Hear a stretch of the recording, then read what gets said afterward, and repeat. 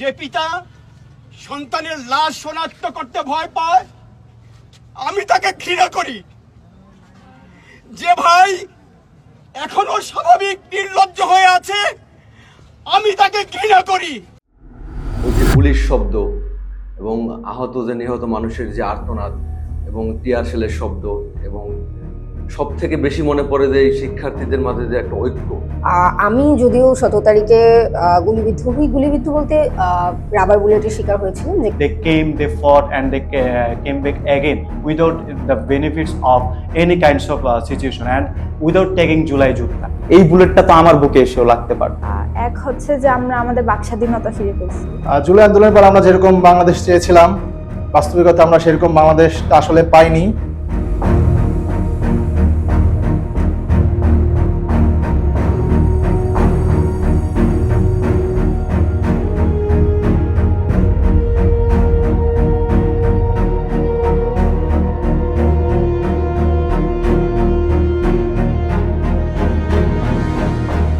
আমার নাম মোহাম্মদ সানি, আমি স্টেট ইউনিভার্সিটি অফ বাংলাদেশের সাংবাদিকতা বিভাগের একজন শিক্ষার্থী। আমি যখন দেখলাম যে একটা অন্যায় হচ্ছে শিক্ষার্থীদের সাথে, সেখান থেকে বিবেকের তাড়নায় আমি আন্দোলনে অংশ নেই এবং শুরু থেকে যখন শাহবাগে যে বাংলা ব্লকের থেকে শুরু করে সেখান থেকে আমি অংশ নেই এবং পরবর্তী আমরা কিন্তু তখনও জানতাম না যে ভবিষ্যতে কি হবে বা এখানে কি গণ-অভ্যুত্থানের রূপ নেবে, আমরা কিন্তু তখনও ক্লিয়ার ছিলাম না। কিন্তু শিক্ষার্থীদের সাথে যে অন্যায় সেটা দেখেই আমি আন্দোলনে অংশ নিয়েছি। আমি অলিভিয়া আলবেলা উইশি, department of architecture, SUT. July 2024-এর কথা বলতে গেলে আমার প্রথম হচ্ছে যে 8 জুলাই আমি প্রথম ফিল্ডে যাই। সেটা মূলত হচ্ছে আমার কিছু স্কুল বন্ধু ছিল যারা ঢাকা ইউনিভার্সিটিতে অধ্যয়নরত এবং ওরা তখন কোটা আন্দোলনের সাথে এর আগে থেকে মোটামুটি ওরা সরাসরি যুক্ত এবং আমি 8 তারিখ ওদের সাথে একসাথে যুক্ত হই টিসিটি এবং ওই দিন থেকে মোটামুটি 15 তারিখ পর্যন্ত কোনো ধরনের কোনো হামলা বা কোনো কিছু মুখোমুখি না হয়ে আমরা সুন্দরভাবে দাবির আদায়ের জন্য আন্দোলন করে যাচ্ছিলাম। আমি সিফাত হোসেন, অধ্যয়নরত আছি স্টেট ইউনিভার্সিটি অফ বাংলাদেশ ল ডিপার্টমেন্টে। ছাত্রলীগ হামলা করে, সেইখান থেকে আমাদের একটি অনুপ্রেরণা তৈরি হয় যে না, এই সরকারকে কোনো একটা কিছু করতে হবে, কোনো একটা জবাব দিতে হবে। সেইখান থেকেই জুলাই আগস্টের আন্দোলনে যুক্ত হওয়ার অনুপ্রেরণাটা চলে আসে। আমি মোহাম্মদ আলামিন খান তানভীর, পড়াশোনা করছি স্টেট ইউনিভার্সিটি অফ বাংলাদেশের ল ডিপার্টমেন্ট। 15 জুলাইয়ের পর দেখতে পেলাম যে আবু সাইদ হতে শুরু করে মুগ্ধ, তাদের রক্তে পুরো বাংলাদেশ অলরেডি শেড হয়ে গেছে। তখন আসলে নিজেকে ঘরে বসে রাখতে পারলাম না। এজ এ সাধারণ নাগরিক হিসেবে আমি মনে করেছিলাম আমারও কিছু দায় আছে রাষ্ট্রের প্রতি। তখন থেকে আমি আসলে আন্দোলনে অ্যাটাচ হয়েছি। আমি Nadia Noor Nusrat, state university of Bangladesh থেকে ইংলিশ ডিপার্টমেন্ট। ইন্টারনেটে জুলাই আন্দোলনকে স্প্রেড করা ওয়ার্ল্ড ওয়াইড, ওইটার কাজে আমি যুক্ত ছিলাম। যেমন টুইটার, যেটা এক্স এখন, তারপর ফেসবুক, ইনস্টাগ্রাম, এগুলোতে। আমার নাম শাহ মেহরাব সালবি, আমি অধ্যয়নরত আছি বর্তমানে food engineering and nutrition science department, state university of Bangladesh. July আন্দোলনের সাথে প্রথম একজন আমি সাধারণ শিক্ষার্থী হিসেবে যুক্ত হয়েছিলাম যখন আমাদের প্রথমে 2018 সালে কোঠা আন্দোলন হয়েছিল। সেই কোঠা আন্দোলনের সাথে আমি কিছুটা যুক্ত ছিলাম। তারপর যখন দেখলাম এই 24-এর আবারও কোঠা আন্দোলন নিয়ে একটি আন্দোলন শুরু হলো, তখন একজন সাধারণ শিক্ষার্থী হিসেবে প্রথম থেকে আমি পাশে ছিলাম। আন্দোলনের দিনগুলোর একটি স্মৃতি আমার এখনো চোখের মধ্যে ভাসে, যেটা আমার সম্মুখীন ঘটেছিল। সেটি হচ্ছে 19 জুলাই সাগর হত্যা। 19 জুলাই সাগর হত্যা আমার চোখের সামনে সবচেয়ে বিভৎস একটি। আমরা পুলিশের সাথে, ছাত্রলীগ এবং যুবলীগের সাথে লড়াই করার সময় হঠাৎ করেই দেখি যে একটি বুলেট এসে সাগরের বাম বুকের আঘাত করে এবং সে রক্তে রঞ্জিত হয়ে যায় এবং সে ছটফট করতে থাকে। তো এই দৃশ্যটি দেখে আমি কি বলবো, মানে ভাষা খুঁজে পাচ্ছিলাম না।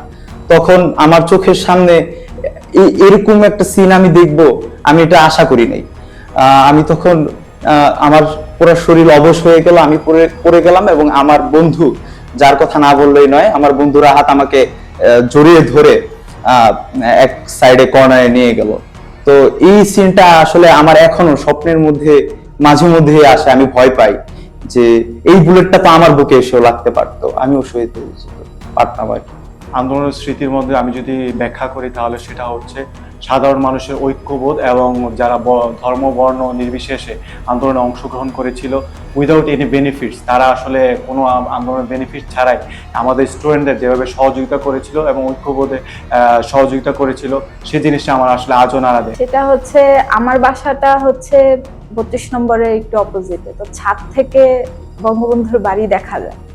তো আমরা ছাদ থেকে তখন সবকিছুই দেখতেছিলাম যে 32 নম্বরে কি হচ্ছিল, যখন বাড়ি ভাঙা হয়, এত বড় একটা ক্রেন আনে, ওই স্মৃতিটা একদম মানে গায়ে লোম দাঁড়া করায় দেয়।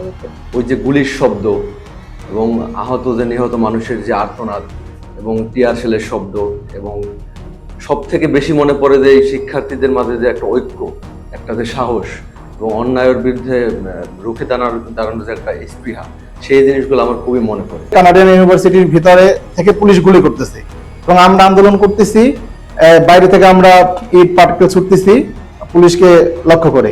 এক পর্যায়ে পুলিশ রাবার বুলেট ছুটতেছে, ছোটার সাথে সাথেই এক পর্যায়ে ওদের বুলেট শেষ হয়ে যায়। শেষ হয়ে যাওয়ার পর ওরা আমাদের কাছে ক্ষমা চায়, কিন্তু তারপরে আমাদের শিক্ষার্থীরা আমরা 2টা পুলিশকে হামলা করে ওরা আহত হয়। তারপর হচ্ছে ওইখানে অন্যান্য মানে র্যাব সহ আদার্স বাহিনী এসে পুলিশদের উদ্ধার করে, হেলিকপ্টার এসে হেলিকপ্টারের মাধ্যমে পুলিশ উদ্ধার করে। সো এই স্মৃতিটা অনেক ভয়াবহ ছিল বা ওই মোমেন্ট অনেক ভয়ঙ্কর ছিল। 19 তারিখে হচ্ছে যে আমার সাথে আমার সহযোদ্ধা সবচেয়ে বেশি মারা যায় আমার চোখের সামনে। 19 তারিখে মাঝ রাস্তাতে বসে আমি কান্না করেছিলাম এটা বলে যে এত মৃত্যু দেখছি, আমার কেন মৃত্যু হচ্ছে না, বা এত কেন মৃত্যু আমি চোখের সামনে দেখতে হচ্ছে। একটা ঘটনা ছিল মিরপুর 10-এ, যেটা হচ্ছে আমার দিকে স্নাইপার তাক করা হয়েছিল, যে গুলিটা আসলে আমার লাগার কথা ছিল। সামহাও আমি সরে যাওয়াতে আমার গুলিটা আমারই এক সহযোদ্ধা গায়ে লেগে যায়। আমি ওই অপরাধ বোধটাই এখনো ভুগি, যে আমার গুলিটা অন্য কারো গায়ে লেগে গিয়েছে। সে হয়তো আমার জায়গায়, মানে হয়তো তাকে আমি কোনোভাবে, আমার জন্য সে গুলিবিদ্ধ হয়েছে, আমি না থাকলে তার এটা হতো না। ব্যক্তিগতভাবে বলতে গেলে এই আন্দোলনে অংশ নেওয়া প্রত্যেকটি শিক্ষার্থী আমার ভাই অথবা বোন। এবং আহত নিহতের কথা যদি বলতে যাই, যে এই আন্দোলনে যে আহত নিহত যারা হয়েছে প্রত্যেকেই আমি মনে করি যে তারা আমার ভাই অথবা বোন। তো আমার ছোট ভাই ওর বেস্ট ফ্রেন্ডকে হারাইছে, সো বলতে পারেন যে ওর গ্রিফটা যেটা ছিল আমাদের ফুল ফ্যামিলির উপরেই। এর মধ্যে সবচেয়ে বেশি যদি আমি আমার স্মৃতিকাতর হওয়ার কথা বলি, তবে সবচেয়ে বেশি ঘটনাটা 19 তারিখে আমি চোখের সামনে অনেক বেশি মৃত্যু দেখেছি। আর এছাড়া আরেকটা যেটা ঘটনা, এই যে আমার তরফে গুলিটা আরেকজনের গায়ে লেগে গিয়েছিল, এটা আসলে আমার জন্য অনেক বেশি অপরাধ বোধ হয়। মুগ্ধর ভাই স্নিগ্ধ, মুগ্ধকে আমি এভাবে কখনো চিনতাম না, আমি স্নিগ্ধকে চিনতাম। স্নিগ্ধ আমার খুবই খুবই ক্লোজ একজন ফ্রেন্ড ছিল, এবং সেখান থেকে আমি যেদিন মুগ্ধর ঘটনাটা জানতে পারি, আমি সামহাও স্নিগ্ধকেই ভেবেছিলাম। আমি জানতামও না তখন অবধি যে মুগ্ধ অ্যাটাকের শিকার হয়েছে। এবং এটাও আমার জন্য একটা বিশ্রী অভিজ্ঞতা যে আমারই খুব পরিচিত একজনের ছোট ভাই না, ও অ্যাকচুয়ালি ওর যমজ ভাই ছিল, সে হচ্ছে আমাদের এই যুদ্ধেই হচ্ছে শহীদ হয়েছে। এটা আমার জন্য একটা শোকের বিষয় ছিল।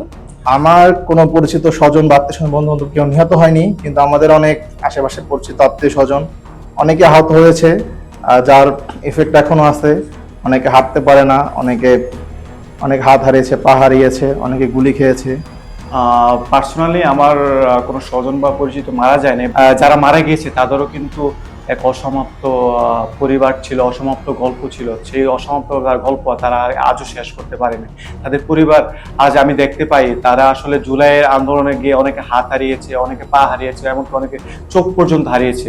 কিন্তু তাদের পরিবার আজও সেটা ফেস করতেছে, সেই প্রবলেমটা, কিন্তু প্রপার ইমপ্লিমেন্টেশন হচ্ছে না। তারা মৃত্যুবরণ করছে অথবা শহীদ হয়েছে, তারা কিন্তু এই যে বিজয়টা দেখে যেতে পারে না। আসলে এই জিনিসটা আমি সব থেকে বেশি বিবেকে নাড়া দেয়, যে যারা আসলে সত্যিকারের যোদ্ধা, যারা আসলে জীবন দিছে, তারাই এই বিজয়টা অথবা এই যে নতুন বাংলাদেশ সেটা দেখে যেতে পারে নাই। জুলাই আন্দোলনের পর আমরা যেরকম বাংলাদেশ চেয়েছিলাম, বাস্তবিকতা আমরা সেরকম বাংলাদেশটা আসলে পাইনি। আমাদের এরকম করতে হলে আমাদের সকল দলমত সকলকে একসাথে থেকে নতুন বাংলাদেশকে এগিয়ে নিয়ে যেতে হবে। সবাইকে ঐক্যভাবে থাকতে হবে, এবং আওয়ামী লীগের বিরুদ্ধে। কারণ হচ্ছে স্বৈরাচারী শেখ হাসিনাই বা আমাদের দমে রেখেছিল, আমাদের কথা বলার ভাষা সহ বিভিন্ন ক্ষেত্রে বৈষম্যের শিকার হয়েছিলাম। তাই আমাদের আওয়ামী লীগের প্রশ্নে সবাই এক হয়ে নতুন বাংলাদেশ গড়ার স্বপ্ন দেখতে হবে। বলতে পারি যে এখন এই 2 বছর শেষ হওয়ার পরে আমি আসলে আর কোনো ধরনের আশাই দেখতে পাই না। সেই 36শে জুলাইয়ের যে আশা, সেই আশার আংশিক হয়তো আমি এখন খুঁজে পাই না। 36শে জুলাই যে আশা আমরা দেখেছিলাম বা যেটা ভেবেছিলাম যে যেই খাতগুলো ঠিক হবে, সেগুলোর কিছুই আর ঠিক হয়নি। ফ্যাসিস্ট যে জিনিসটা চাইতো যে আমাদের কথা বলা বন্ধ হবে, এখন অনেকটা আবারও ঘুরে সেই দিকেই চলে যাচ্ছি। জুলাই আন্দোলনের বা জুলাই অভ্যুত্থানের যে আকাঙ্ক্ষা, সেটি আমি মনে করি আসলে পুরোপুরিভাবে এখনো পূর্ণ হয় নাই। আমরা আশা করি যেই অপূর্ণ যে বিষয়গুলো, এই সরকার আশা করি সেগুলো পূর্ণ করবে, এবং আমরা বিশ্বাস করি এই যে নির্বাচিত যে সরকার, তিনি সেটা পূরণ করতে পারবেন। নেগেটিভ পজিটিভ দুইটাই আছে। এক হচ্ছে যে আমরা আমাদের বাকস্বাধীনতা ফিরে পেয়েছি, আর দ্বিতীয় হচ্ছে যে এখনো গুছায় ওঠা হয় নাই, যেটা বলা যায় আর কি। নিরাপত্তার একটা ইস্যু আছে, এখনো রোড অ্যাক্সিডেন্ট হচ্ছে, মেয়েরা ছেলেরা উভয়ই রাস্তায় হ্যারাসমেন্টের শিকার হচ্ছে। আইনটা এখনো গুছানো হয়নি, এটা একটা নেগেটিভ। আমি মনে করি এই আমার বাস্তবায়িত পুরোপুরি হয় নাই, কেননা আমি চেয়েছিলাম আমার স্বপ্নের বাংলাদেশ হবে, স্বপ্নের বাংলাদেশের রাষ্ট্রীয় প্রতিষ্ঠানগুলো শক্তিশালী হবে, আইনের সঠিক প্রয়োগ হবে এবং আইন সবার জন্য সমান হবে। লাইক কেউ যদি নিম্নবিত্ত কোনো একটা অপরাধ করলো, তাকে ধরে নিয়ে যাচ্ছে, কোনো একটা উচ্চবিত্ত টাকার ফলে অপরাধ থেকে সে ছুটে যাচ্ছে, সেটা যাতে না হয়, আইনের সঠিক প্রয়োগ হয়। এবং আমি চাই জবাবদিহিতামূলক রাষ্ট্র। যদি একটি বাক্যে জুলাইকে আমার সংজ্ঞায়িত করতে হয়, তাহলে আমি বলবো 17 বছরের ফ্যাসিস্ট আমলে যে রক্তক্ষয়ী স্নাত গণ অভ্যুত্থান ঘটেছে, তার কার্যকারী একটি সমাধান দরকার। একটা গণজাগরণ ছিল, গণবিপ্লব ছিল। ইউথ ফ্রিডম ইতিহাসের এক ঐতিহাসিক অধ্যায়, যে অধ্যায় পুরো প্রজন্মকে শিখে গিয়েছে ন্যায় বিচার ও জবাবদিহিতামূলক রাষ্ট্রের জন্য আপনারা সবসময় ঐক্যবদ্ধ হন। এই ঐক্যবদ্ধ হওয়া থেকে পুরো বাংলাদেশ পরিবর্তন হয়ে যেতে পারে। জুলাই আমাদের গর্ব, অহংকার। অবশ্যই জুলাই আমাদের জন্য সবচেয়ে বড় একটা পাওনা। আসলে জুলাইটা আমাদের একটি চেতনা, এটা আমাদের ধারণ করে সামনের দিকে, 71 যেমন আমাদের চেতনা ছিল, তেমনি জুলাইয়ের এই চেতনাকে ধারণ করে আমাদের সামনের দিকে এগিয়ে যেতে হবে। অবভিয়াসলি, কারণ এই সুযোগ কিন্তু আসলে সবসময় আসে না। যদি এটা আমি মনে করি একটা সুযোগ, অন্যায়ের বিরুদ্ধে রুখে দাঁড়ানোর একটা সুযোগ। যদি এই সুযোগ 1000 বার আসে, আমি 1000 বার যাব, এবং যদি 1,00,000 বার আসে, আমি 1,00,000 বার কিন্তু আমি এই আমার যে পক্ষ, এই পক্ষে আমি থাকি। অবশ্যই আমি নিতাম, আমি 1000 বার নিতাম। আমরা কেন নিব না? একটি ফ্যাসিস্ট রিজন, যেই জায়গায় হচ্ছে মানুষের কথা বলার সুযোগ নেই, যেই জায়গায় হচ্ছে মানুষকে দাবিয়ে রাখা হচ্ছে, তার মেধার পরিবর্তে তাকে হচ্ছে একটি দল করার জন্যই তাকে চাকরি দেওয়া হয় এবং বিভিন্ন প্রকারের তারা ফ্যাসিলিটি পায়, এমন একটা স্বৈরতান্ত্রিক সরকারের বিরুদ্ধে যদি আমাকে বলা হয় একবার দাঁড়াবে কিনা, আমি বলবো 1000 বার আমি দাঁড়াবো, 1000 বার দাঁড়াবো। হ্যাঁ, অবশ্যই। কারণ আমি যখন আন্দোলনে গিয়েছিলাম, তখন আসলে উইদাউট বেনিফিটস, কোনো লাভ ক্ষতি ছাড়াই সিদ্ধান্ত নিয়েছিলাম অ্যাজ এ সাধারণ নাগরিক, অ্যাজ এ আপনার হচ্ছে সচেতন নাগরিক। They fought and they came back again without the benefits of any kinds of situation and without taking জুলাই যুদ্ধ। সিদ্ধান্ত সেমই থাকতো, বাট হোপ মেবি আরো বেশি থাকতো আর কি, যদি আমরা জনগণ ভালো হতাম। কারণ বাংলাদেশ তো গণপ্রজাতন্ত্রী দেশ, তো পাবলিকের উপরে পুরোটা ডিপেন্ডেন্ট। আমরা পাবলিকরা ভালো হলে আই গেস অনেক ভালো করতে পারবো বাংলাদেশ। হ্যাঁ, অবশ্যই একটা সিদ্ধান্ত নিতাম, কারণ আমরা তো চাই, আমরা যেহেতু একটা স্বাধীন রাষ্ট্র, আমরা চাই সবাই স্বাধীনভাবে বেঁচে থাকতে, সবাই স্বাধীনভাবে বাঁচতে চাই, আমাদের কথা বলার অধিকার চাই, আমাদের ন্যায্য অধিকারগুলো চাই। তাই এই 26 সালে যদি 24 সালে ওইরকম ফিরে যাওয়া যেত, অবশ্যই যেতাম। সিচুয়েশন যদি এরকম আবারও হয়, অবশ্যই আবারও যাব।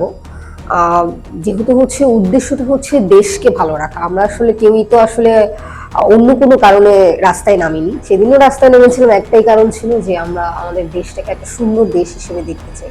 24-এ যদি ফিরে যাওয়া যায়, সেখানে শুধু আন্দোলনটা না, এরপরে কিভাবে সেই সংস্কার বা দেশটাকে সুন্দর করে আবারও একটা শৃঙ্খলায় নিয়ে আসে, সেটার জন্য নিজেরাও কিছু উদ্যোগ নেওয়ার চেষ্টা করব।